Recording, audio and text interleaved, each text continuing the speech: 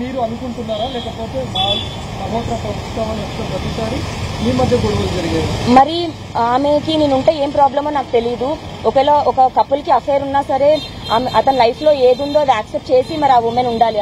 అంత ఓపెన్ గా ఉన్నప్పుడు ఒక 1 month తర్వాత ఆమె రాజ్ కి ప్రెషర్ ఇవ్వడం స్టార్ట్ చేసింది. That Lavanya should go, why you see staying అన్న దగ్గర. సో అది నాకు రాజ్ ఇండైరెక్ట్ గా గొడవ పడేవాడు నాతో. అండ్ ఒక 1-2 months తర్వాత మాల్వీ ఇస్ ద రీజన్ అని నాకు అర్థమైంది. మాల్వీ మల్హోత్రా మీరు కాల్ చేసిన సమయంలో మిమ్మల్ని బెదిరించారని మీరు ఒక కంప్లైంట్ లో చేస్తున్నారు. అసలు మీరు కాల్ మాట్లాడినప్పుడు వాళ్ళు ఏమని మిమ్మల్ని బెదిరించారు?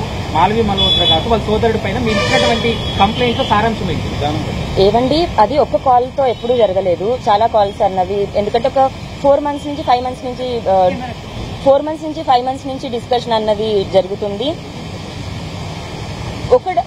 ఒకటి అని చెప్పలేము కదండి. నాకు అండ్ ఇంత కెమెరాస్ ఇదంతా నాకు అలవాటు కూడా లేదు.